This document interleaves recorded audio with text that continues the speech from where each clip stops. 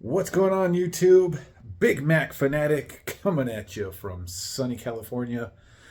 I'm in the Mac Cave today, hanging out, looking at some baseball cards, watching some YouTube videos, getting ready to watch the A's here in a little bit. But today's video, I am doing a response for my friend Dustin Abraham over at Dustin and Blake.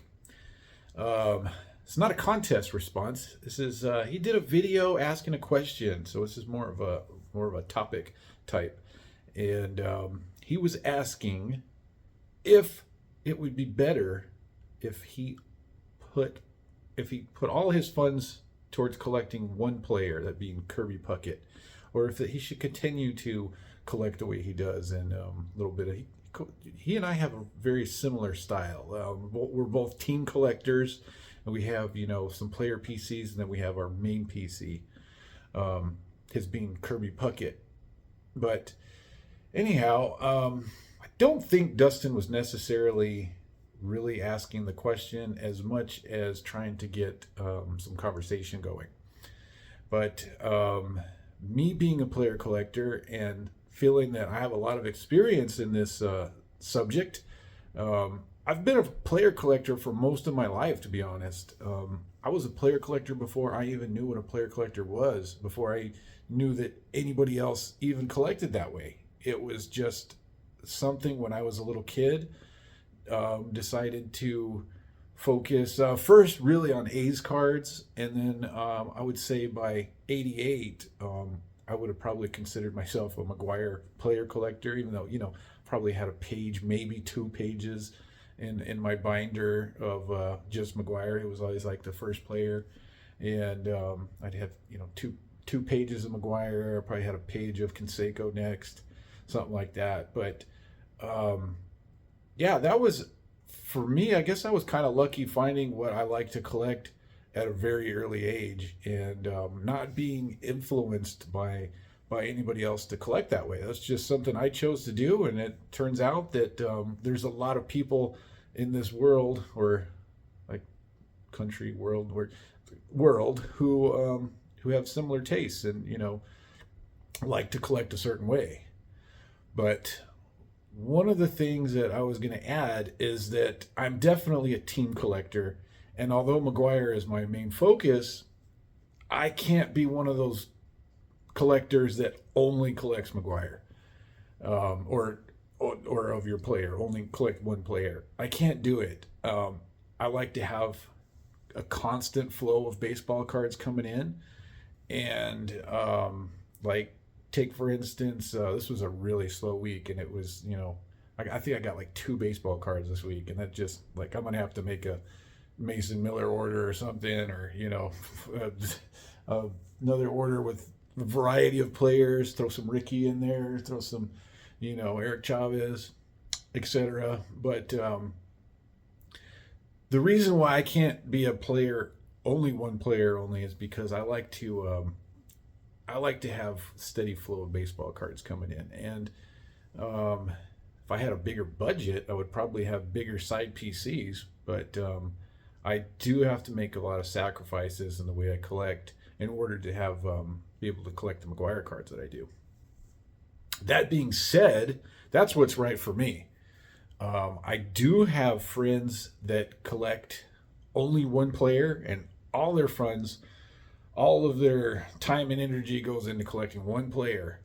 And to be honest, those guys, I mean, if I really think about it, I think those guys probably have the most complete player collections that I know of.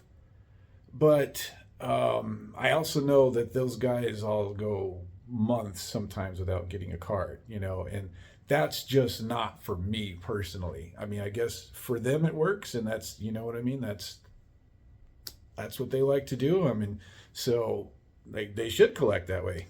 But for me, it's just not something that collecting that way is just not for me. So that is a big part of the reason why I collect the way I do, Dustin. I hope that helps. I might flip the camera around and, oh, look at this. You guys remember Simone? She's making a little appearance. But yeah, I might flip the camera around and do some different segments throughout the day, and let you in on some more of my thoughts on player collecting. So, something I think I should add before I go any further with this video is that these thoughts are my thoughts only. They're opinions. I am not telling anybody how to collect and what to collect. Those are decisions you got to make for yourself. These are simply thoughts of the way I collect and the way I have fun collecting. So just figured I had to make that point. It's a pretty important one. Okay, so if you watch my channel, you know that I'm definitely a team collector, Oakland A's. And even more than that, I'm definitely a player collector. Mark McGwire being my biggest focus, and where I spend a majority of my funds. I talk about that all the time, that, I don't spend a lot of money on my other PCs so that I can have the funds to collect the McGwire cards that I do. And I am gonna turn the camera around and show you a little quick example of what I'm talking about, and hopefully that'll help explain, and you can see for yourself what I mean. So here we go with Matt Olson, and Matt, definitely one of my favorite players to collect. When he first busted on the scene in 2017, started hitting a bunch of home runs really quick. Well, I started to pick up some of his cards, and what you will notice when you go through this binder is that these are all like 50-cent or dollar cards. There's nothing in here that's really expensive. But you know what? This was a lot of fun for me to collect, and I like to have a steady amount of cards coming in all the time. So collecting one player just doesn't work for me while I'm sitting there waiting for the next rare McGwire to pop up. So I would do things like this, like collect a Matt Olson. You might say, well, Eric, I remember you used to pick up autos and, different parallels and whatnot. And, that's true. The funny thing is about Ole, when I was collecting them at the time, these were all like $5. And, I didn't get them terribly quickly.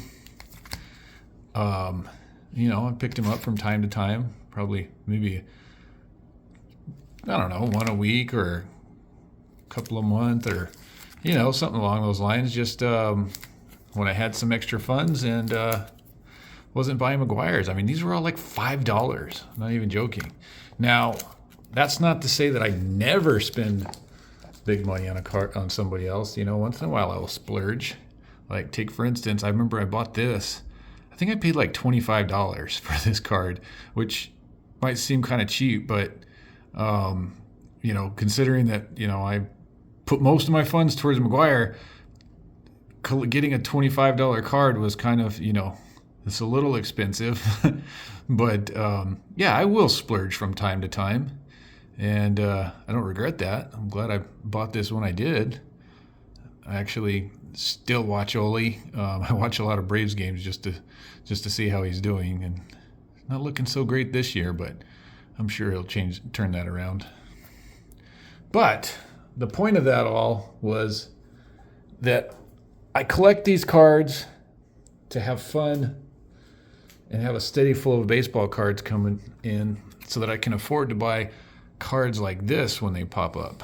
This is the 97 gold embossed refractor. This is definitely one of my favorites. And so if I was buying, if I was out there buying the big Matt Olson, laundry tag 1/1s, or the, rookie superfractor, stuff like this pops up, I wouldn't be able to afford it. So I make those sacrifices so I can afford to buy, my favorite players' big cards. Like this one here. This is my definitely hands down my favorite card in my collection. The 96 Select Certified mirror gold, and man, yeah, I still get excited looking at this card. Here's another one I've never shown this one on camera. I got it recently, I guess, I don't know, a month or two ago. But so I already had the 98 Red Crusade in my collection, numbered to 25. But this one is actually the